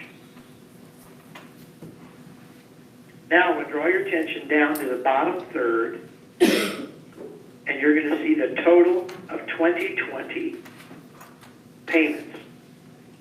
We will have paid, as a POA, $109,636.62. Of that, $10,000 will be interest, $10,886.65, which will be deductible because we're an entity and not a regular taxpayer, and that'll save us about $3,000, maybe $4,000. Now I want you to go to page 3, excuse me, and go all the way down to the middle, and you'll see the results for year number 2. We will again pay $109,636, just like we did the first year. But you'll notice that the interest is lower now. Now it's only $5,316.38. That's just because we had a lower balance because we've been prepaying so fast, and that'll be worth about $1,500 to us. The deduction. Look over now in the far right column in December of 2021. Does everybody see the 46,929.79? Yep. Yeah. Yep. That's what our balance is at the end of 2 years. Now go into year number 3 and go down to the bottom in May, one-time prepayment. But you'll notice it's only $26,400. $722.29. That's because, I'll look over in the far right column. We paid this sucker off in 4 months of the third year. So we are paying it off in 2 years and 4 months. And that's based on our current cash flow. That's not assuming any improvement in what we've done. It does presume that we continued our regular $102,000 per year average savings on annual budget. It does presume that, but we have done that steady Eddie for as long as I've been on the board. And Ken will attest, we've done a lot of equipment and investment because of that money. But we just won't be doing it during this period. We'll be applying it to this loan. And that's where the $2,500 a month is coming from. Is everybody getting that? Yep. Yeah. Yep, everybody's good? It's actually more than 2,500. The 102,000. But I didn't want to go out any farther and try to pay it off in 2 years, but we could. We could actually, based on our $500,000 loan amount, we could pay it off in less than 2 years. But there's no reason to take that much risk. Jim, I got Risk being against our capital. Grant's got a question, Jim. Who? Grant? Okay, go ahead, Grant. Have you looked at it without raising any fees? Of how long it would take? Oh, probably, I'm guessing right now, Grant, okay? Yeah. I actually did that count one time. Yeah. Give me a second, let me think, wait a minute. Okay. We'll just pull the 59 and the 26 out. I think it's 9 years, I think. 9 years? Right. Okay, because, I mean, I did talk to some people over the weekend, over the holiday weekend, and they weren't liking the fees going up, and they said they wouldn't put as many boats in, and I was wondering if we considered that. I know quite a few people that have 2 to 3 boats, and they said they'd only put one boat in. I just wondered if we accounted for any going down in fees. Well, I don't know what the exact number of boats is. It's a little more than 900. Okay. And I did exactly 900. So there's some flexion there. But if there were fewer people putting in, that would have an impact. I do want to say one other thing. And Ken, I'm going to ask your counsel, or at least your experience on this. We have intended to add to our annual assessment a voluntary additional payment where people might step up and try to reduce the cost to the POA. And Ken, can you share what your experience has been with things like that in the past? For like, fireworks, Kids separate donation? Yes. It's been, probably the fireworks is the largest one, isn't it? And it's about how much? It's like, didn't you say like 15 G's or something? Yeah, That's what it costs.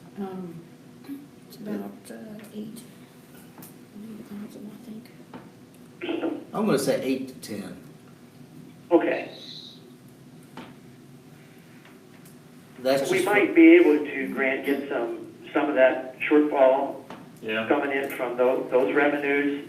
And I mean, on the hypothetical shortfall, people not putting as many boats in. Okay. Did we do anything like that when the pool was built? Does anybody know? Yes. Well, Ken, didn't you say somebody stepped up and put a hundo in that? Yeah, That was at the end. Bricks, they did all kinds of things. And that could happen again. yeah, it could. I mean, I have 3 people that I'm trying to back into a corner to step up. Well, I was wondering if we could maybe wait off on raising the fees at least for a year to see where we're headed with it, if we do get donations and things like that. I almost feel like it should be the other way around. I agree with you, Yeah. Jim. I mean, we can't wait. If the people decide to only put 2 of their 5 boats in, we'll have to get creative and adjust to that. And if they do, then this is assuming paying off 2 years, 4 months. As Jim just pointed out, it could be extended. Correct, Jim? Yeah, we could retreat to 1,719.72 a month. The only thing is that we need to be cautious about Is the is interest. that this is an adjustable rate mortgage, and we have risk with that. And now, you know, there's nothing in our economy right now that suggests that inflation is going to take off suddenly. But hey, you never know. And if inflation starts, the government's only defense is increased interest rates, and that would cause us a problem on renewal. But what is critical to understand is that the amount that is financed is going down so fast because of our prepayment. Even if interest rates on the ARM increase and we have to retreat to a lower payment, it will be on a smaller balance. Yeah, because Jim, on that last page, it said that the interest saved would be $145,638. Wait a minute, let me get you in just a second. That very last Page 4? Yeah, that very last page, kind of bottom third, total interest Yeah, saved. that's how much we save by doing it shorter. So I mean, we would save $145,000 if we were able to pay it off that quick, which in turn would pay for all that kitchen equipment. Pay up for all the what, I'm sorry? It would pay all the kitchen equipment off in year 3 if we decided that we wanted to, you know, either do another loan or use our funds to pay for it. Yeah, all that's possible, but I want to add a couple other things to let people understand. You know, sometimes I don't think we get how really big we are.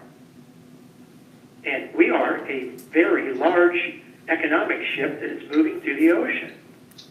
And if you look at the end, just like the last 8 months of year number 3, we're not making payments anymore. The loan is paid off. We also have, I don't know if you noticed there in year number 4, year number 3, that we only made a one-time payment of $26,000, but we collected $59,000 in boat fees.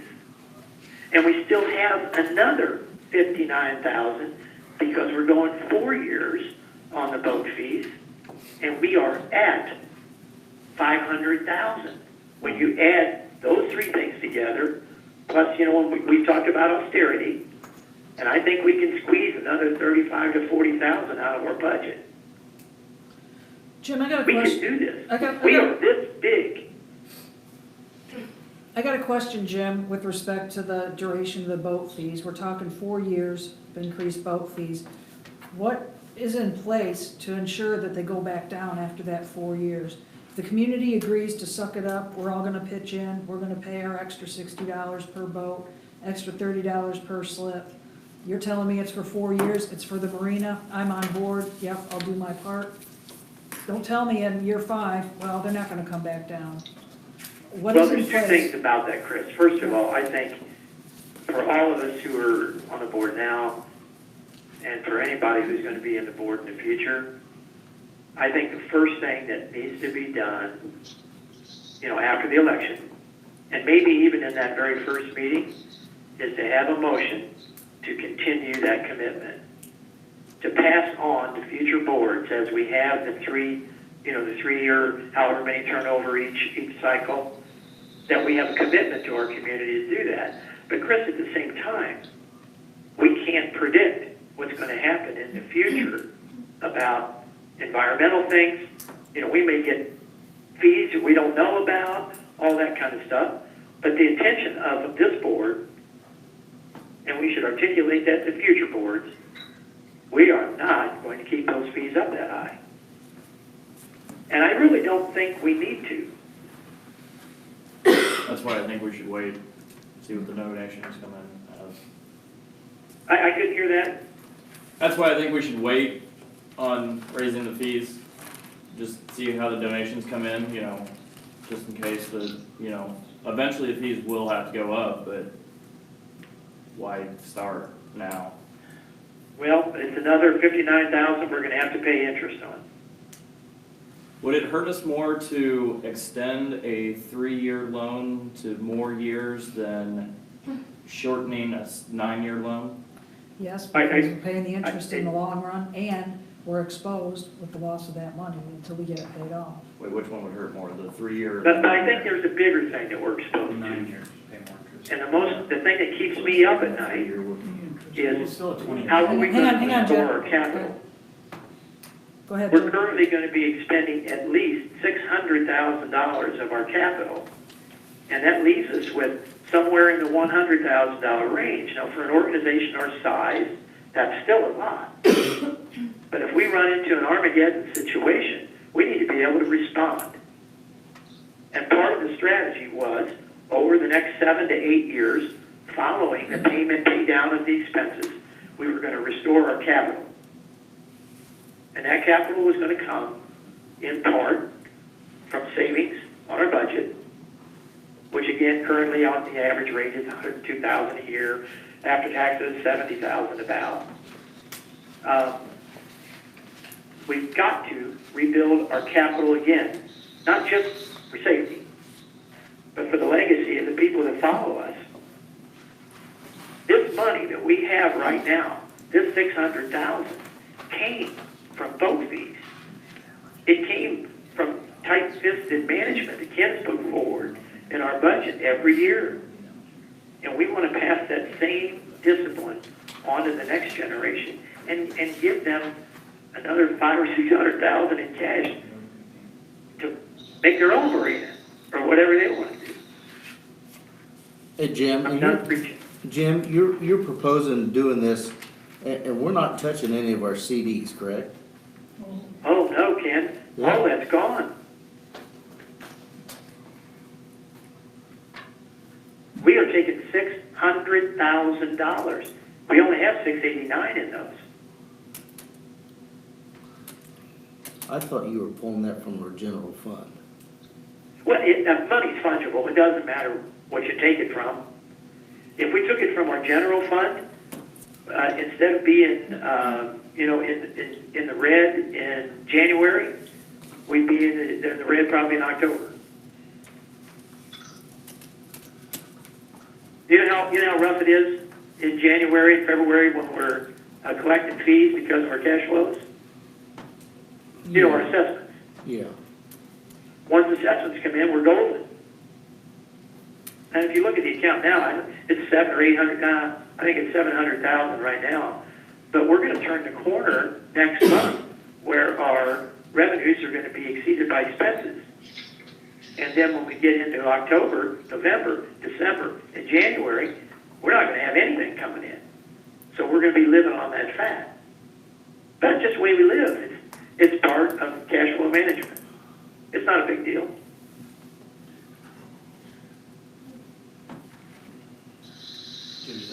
Any other questions, guys?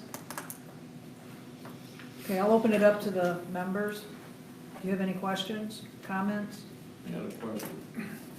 Please, yeah, stand up and give your name and lot number, please. Don Williams, 138 Acres Landing. We came to the first meeting that Wednesday night, and I don't remember numbers, but he went through a long dissertation how they were gonna pay the 1.1 million. Now you're saying that money really isn't there? No, we're not saying that at all.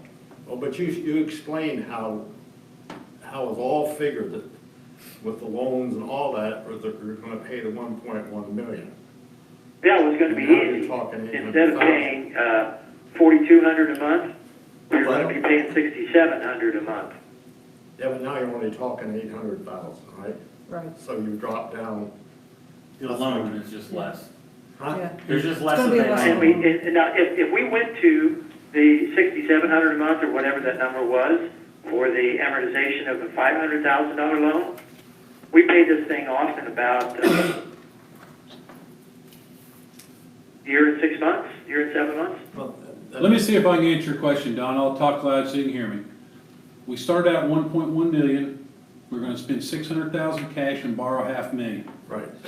Per our covenants, we can only borrow 10% of our previous budget. Okay. So that's why it dropped off as 119.5 the first year, 130,000 the second year. So that's where it comes from, ballpark 250 off of the one and Then second, you 1.1. mentioned a vote. Did the committees, the groups that came vote? It was more of a Survey. survey, it wasn't a formal vote. It Well, was just to gauge the participants and the members' reaction to what they had seen. And it was, yes, you are in favor of spending this money for this marina, or no, you are not. Why, I asked them, they didn't do it that Wednesday night. Right, we didn't have the forethought to do it the first meeting, but each meeting, we're trying to get a little better and pick up things that we missed, so, All yeah, right, you're you right. answered my question. Thank you, Don. Anybody else? Ben? Ben Fuchs, 77 Gettysburg. If we wait, the longer we wait, the higher the cost of materials, building materials. It just in the last couple of years, lumber has almost doubled in price. Yeah, So, it's a good point. you know, we need to jump on it. Yep. But that's somewhat speculative. We don't know, you never know what lumber prices are gonna do. Sometimes they don't go up, sometimes they do go up, sometimes you can shop it around. I'm not against putting a marina in, absolutely not against replacing the marina. I'm not against the huge marina. I just think with comments from the public, and I'm gonna step away from the board. As a property owner out here, I learned about this 3 weeks ago. 4 weeks, less than 3 weeks, about 3 weeks ago when the first meeting was. That's when it was revealed to the public. So we revealed it to the public that, hey, we're gonna spend all this money, but we gotta do it right now because the builder wants to start, so we get a couple of months to talk about it. I just feel like we're pushing it through too fast. We're also looking at not being completed by the spring, we'd like to, but at the board, at the builder's admission, probably not gonna be complete, we're gonna be adding some stuff and tweaking here and doing this and doing that. And that's understandable in the construction industry. So, I mentioned this to all the board members today, step back, get a really good gauge of what we want, because now we're gonna have to downsize it. Because we're gonna have to go from the 1.1 to 850, just because our covenants say we have to. Whoa, this is not a covenant issue at all. Right, It's legal. That's right. It has nothing to do with the covenant. correct. What does It's it say? in our- Indiana law, it's Indiana law. Right, it's in It our has to do with covenants. Indiana statutes. It's in our covenants. No, it is not in our covenants. Doesn't exist in the covenants. Basically, what Jim is telling you, it's part of your responsibility to follow the priority of governance. And one of the priorities, number one, besides federal, is state. Okay, split hairs, it's a state thing. I don't care where it comes from, I don't think it's. Well, but now let's talk about splitting hairs, okay? okay? To believe that there's not going to be an increase by delay, to believe that there's not going to be an increase in cost of labor is just naive. And at 4%, that's 40 or 50,000 more that we would have to pay if we waited a year. And that is 1 year almost of the fees for the boats. And then I don't really understand your logic on material. We're in an environment of historically unbelievable economic growth, regardless of what any of us think politically. Growth creates pressure on the price of materials. Pressure on the price of materials raises the price. And I don't know what planet you're on, but this is not going to recede in the short run, because our election's not going to be until 2020. So, I mean, I just, to think that the cost of materials in an environment like we're in going down, I just don't know where you come up with that. And I say it could be 80 to 120,000 more. And then you might say, well, how do you know that? Well, Jeff, how do you know they're going to go down? You're right, I don't. That's why it says So, purely speculative any way you we look have at to it. defend our public against those costs. Okay, let's take it back to the members for further questions. Yeah, in the back. Tony Bias, 618 Jefferson Valley. Heard about this recently, just kind of want to come in here and get involved a little bit. But so is this whole marina project going to have, I mean, I know we keep saying restaurant or kitchen equipment. I know that's undetermined basically at this point, but this is going to bring in money. some way, correct? I mean, we're not just gonna build a new version of what's already there. I know that's what you were talking about earlier. I mean, it just seems very silly to build something that's just a new building of what's already there. Everything we're talking about and all the numbers that Jim has put together have no expectation of additional revenue Okay. at all. So none of those numbers are based off of assuming that a restaurant's gonna make $100,000. None of those numbers are based off of that? No. Okay, Correct. okay. That was my question. Yeah. Thank you. I understand wrong there. Yes, sir. I'm John Reedy, 230 Mill Springs. I'm kinda in the construction industry, build block plants, brand mix plants. I'm gonna tell you something, all the big companies, they're investing all their money in new plants now. And the reason they're doing it now is because our economy's on the upswing. They're not waiting, because they realize if they wait, it is gonna cost them a lot more, the materials, labor, the whole 9 yards. That's all there is to it. Now, personally, I look forward to the marina. If you did anything at all, you keep building envelope the way it's designed. Because it's a known fact, if you have the building envelope smaller, and then you decide to add on to it later, it will cost you 3 times as much to do that. So when you're talking about a building, if you at least get the building envelope in, so the building's there, then you can add to it. That's all Thank I'm you. saying. Thank you for that perspective. Anybody else?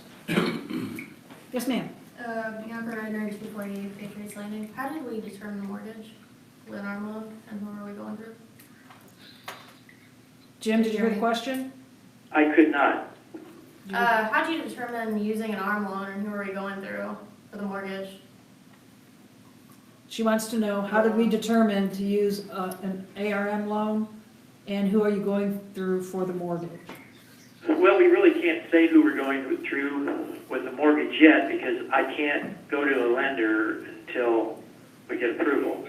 The ARM would be standard for this kind of financing. The initial financing will really be, it'll look like a construction loan. And it won't have a term, but it'll have a nominal rate. And as long as the nominal rate isn't higher than, you know, what we're presuming, the nominal rate is the same as, you know, a term loan. You're just paying like for every month that the money's out there. But we won't be able to put the, what would I call it, the permanent financing until the building is something that will permit the bank to lien against it. When it's in the construction phase, you know, it's a piece of dirt. There's a bunch of guys, you know, running wire and doing all that stuff, and it doesn't really have any value. But once the building begins to take value, then we transition from the construction loan to the permanent financing. ARMs, adjustable rate mortgages, in this commercial world is standard fare. We could get a fixed rate, but it would be very high. Does that answer your question? Yeah, and I have a second question too, kind of piggybacking on his about the restaurant. Are we gonna staff that, or are you guys gonna like bring in other We chains? haven't even had those discussions yet. That's just, the potential is there for the future if we want to go that way. That's not something that we're committed to doing at all now, so we haven't gotten too far down that path. There's a lot of ideas, there's a lot of discussion, brainstorming, but Yeah. we've not decided anything on that. So I was wondering if a company did come in, would they invest some capital, knowing that they would make money off of it? Like invest in the kitchen and personalize it to what they would need? They may, I don't know. Jim, Paul? What was the question? If we would expect a restaurateur to come in potentially and invest in some of the kitchen equipment. It's a probability. One second, Paul, let me get you on louder. Go ahead, Paul. That's a probability. I think what we would probably, well, like you said, we have not had enough discussion about that. We are looking into if and when this building is approved and we go forward, I think that there will be some interest in looking at existing potential existing examples of what is possible for our community, which there are in Indiana alone and outside of Indiana, which all do it in different ways. Some are, maybe a restaurateur invests in it.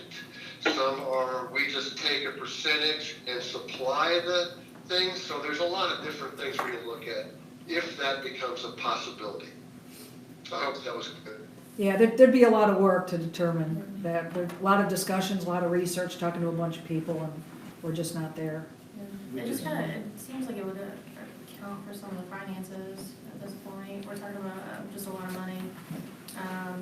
And that seems like a pretty big consideration. But it just seems like it would be a big unknown too. Somebody might come in and do it. I think with Jim's scheme, he has not at all included any extra revenue from a restaurant. No, I'm not even talking revenue, I'm talking like capital investment from a restaurant coming in and personalizing a space for themselves. The two restaurateurs I've talked to said they would not have any interest in it. Paul or Jim may have one who would have some interest in it. There's not many interest put out so far. But we didn't have the authority of the board to check that, so we didn't, so. I would just think that if I were a restaurateur, I would feel a little bit uneasy about coming in and starting a restaurant here, especially if I had to invest a lot of money in equipment for potential that might fizzle. And that's, And on the other hand, I remember I attended the second meeting, and there was some discussion that night that we want equipment for our own uses for events too. So if a restaurateur came in and put in big expensive equipment, they may not want to allow us to use it or charge through the nose. Those are things to consider as well. Yeah, I don't think those issues are before us right now. Right. I would like to explain to you that I went and visited another lake community, a lot like ours. There was a restaurant at that community that, just a turnkey operation. The lake supplied everything to him. There was 3% of his gross sales went back to the community, and it equated to about $37,000 a year. So I think that percentage would probably go down if that investor had to invest in the equipment and stuff like that. But it seemed to work well with them. I'm just saying it worked well with them. They've been there for about 12 years. It was a very successful, and it was a really nice sports bar. Ken, is their community larger than us? It was very, very close to us as far as size-wise. The lake was just a little bit smaller, but their community was about the same size. That Hidden Valley? Well, just as context, if we got 37 grand from them, based on our current revenue rate, that's 3% of our annual budget. That's not a small number. So I guess my point is, at some point in time, if a restaurant did come in, and to your question, I think in the back, at some point in time, there would be revenue that would come back into the community if we kind of follow the same 3% of his sales. Which I think we're talking about, I think I know kind of what you're talking about. That's kind of been my picture as like a younger generation. I feel like, people that I've talked to in the community that kind of are my age range and things like that, that's not necessarily like a bar, where you go and get out of hand, but kind of like a sports area, atmosphere would bring in a lot of people. Because a lot of us are frankly taking our money and going elsewhere. You're right. Every weekend and spending lots of money everywhere else. Not saying that it's going to be a $37,000, 3% return on investment every year, but there's a lot of money being spent by a lot of people at the lake, not here. So. good point. This restaurant, the property manager took me there for lunch, and I just was looking over the menu, and you could get anything from kind of a gourmet hamburger to a T-bone steak. Yeah. It was a wide variety. It wasn't something, we could dress in shorts if we wanted to, but it was a very nice restaurant. And at the end of the day, it was $37,000 a year back towards the community. There's a lot of potential. I mean, there's gonna be a lot of good discussions in the future, once we get to the point where we're Yeah, ready to. there's many different avenues that you Yeah. can go with it, you know, just trying to figure out. It what gives us works the for everybody. opportunities that we don't have with the current building or the current Correct. footprint, right? It's Yep. expandability. That also probably leads to a better point too, of if we don't buy the restaurant equipment in this first phase, if somebody possibly were to come in, we could get the stuff that they might need and not spend money twice, you know, have to sell a stove that they don't like or Yeah. something like that. And Yeah. so that could be a positive, kind of a hidden positive. And he made a lot of revenue off of being the sole caterer for weddings.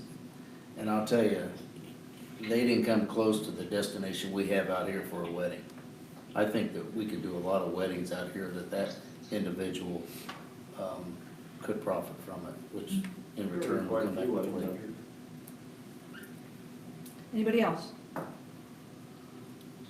Okay, so, as we stated earlier, any approval for anything that we've talked about, the financing to this point, would require 2 votes by the board. I think, Jim, you're asking for the first of those votes to happen tonight.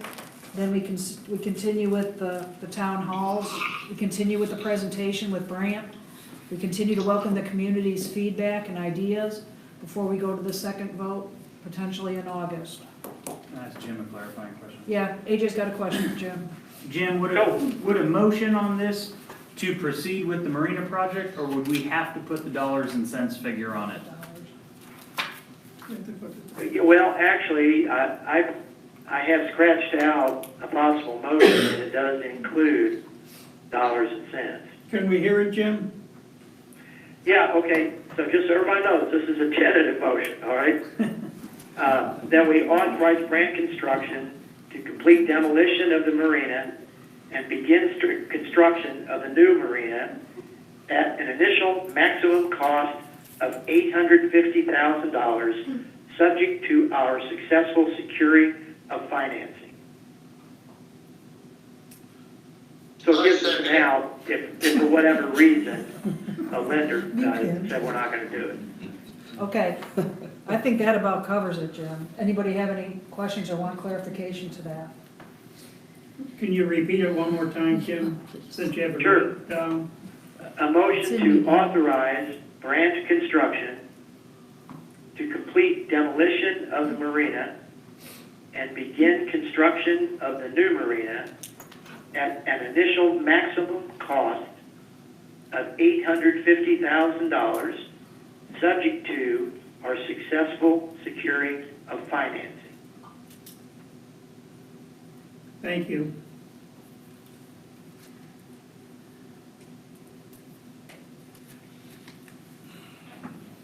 Okay, I think we have a motion on the table. Anybody want to second that? I'll second it. All in favor?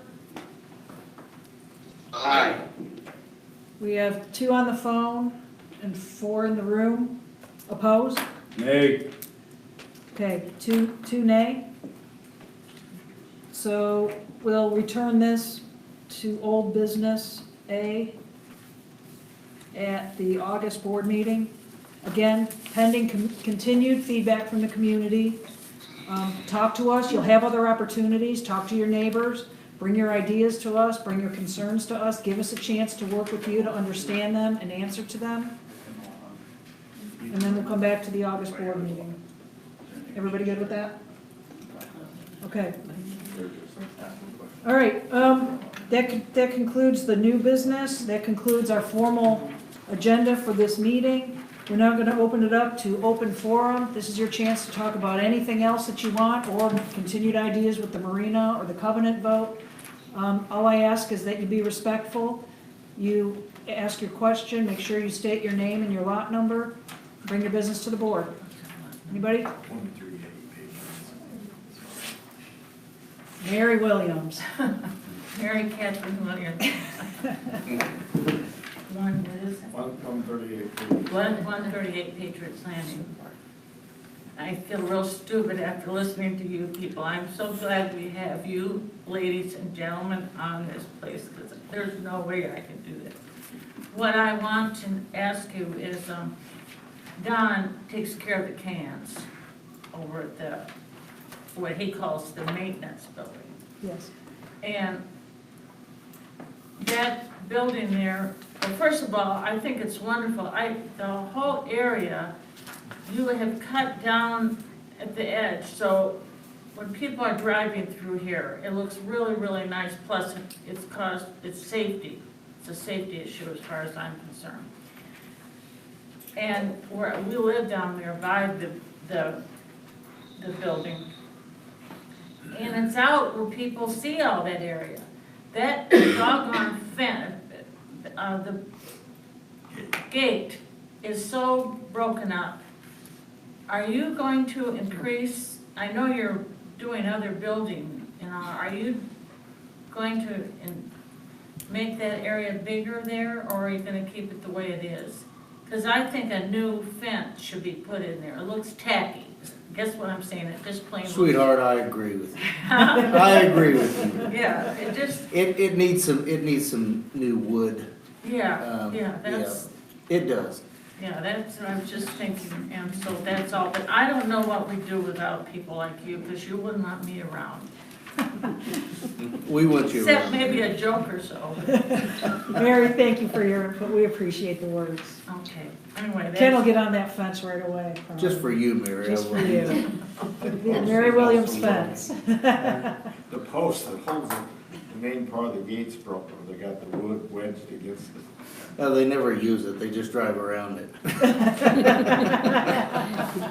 And I go over and help him do that. So. Anybody else? Yes, sir. Daddy Bias, 618 again. I think this may be kind of a question for Mr. Warner and kind of Ken too. In my property at 618, there's a lot that's vacant, 617. And since I've owned the house, there's never been anybody that's used that lot or anything. And the ditch is completely covered up with weeds and big trees and everything like that through there. And all the water from our road, I mean, I own 618, my father owns 619. And when it rains a lot, like it did earlier this year, the water was coming up to my porch. In the side lot and everything, because the way the road is, which it has to be that way. It has to be that way. But is that something, I mean, I've called the county, and I'm sure you know how far you get with that. We got an in with the county. I know, that's kind of, when I heard that, my ears kind of poked up, because here's your guy right I here. bought my house in 2017, and this has been an ongoing fight with me, because I can't keep the yard mowed, can't keep weeded and everything. But, so I guess, I mean, is there something that has to be done for the people that own that lot? I mean, I know they don't use it, but I mean, it's never since I've owned it, and according to my neighbors in the last 5 to 10 years, has never had anything done with it. I've came in, I believe I've talked to Deborah a couple times, got the info from them, tried to call them to buy the lot, never get a response, which, maybe they want to. I'd like to respond to that. Yes. I had the identical issue. Yeah. In February, I was leaving for Florida on February 15th. And the Endeavor guy was parked in my front yard, and I said, hey, what's going on? Why have you marked all the utilities here? He said, oh, the county informed us they're coming to dig ditches. That was because water was backing up, and all three of my lots that are adjacent, and the next door neighbors, and she was calling the highway department and complaining about it, and they came out and dug the ditches. Yeah. So, if you're able to, I would strongly recommend that you call the auditor, Lori, I can't remember Lori's last name, the county auditor. Lori Hallett. Yeah, Lori Hallett. Okay. And she'll get you on the agenda, or you could just walk in and confront the committee. Okay. And say, I've got this problem, it needs to be addressed. Yeah, And it's on record then, and yeah, because the seems tile like attaches they're all the way down to where the siltation is, where Shannon's got the big excavator sitting right now. And I mean, when we had all that rain, I mean, me and all 4 houses right there are just living in a pond. And so, I mean, I know it's not the community's problem, I just want to know where to go with it. I didn't have to, the problems came from a guy at the end of the street whose, a triax came in his driveway and crushed his pipe, and now it's backed up the whole Yeah, see, street. that'd be my luck, Yeah. if they come messed up even. Well, I'll give it a shot though, thank you very much. Thank you. Thank you. They meet on the first and third Monday of the month at 9 AM at the courthouse. Okay, at the courthouse, okay. Anybody else? One more comment. Yes, ma'am. 248 Patriots Landing, Bianca. I talked to Deborah about still doing like a cookout or something for Feast and Ski. And Carpenter would sponsor like all the food and stuff like that and bring like prizes, things like that. Can we still do that? Because I feel like a lot of the community doesn't know that it's not happening.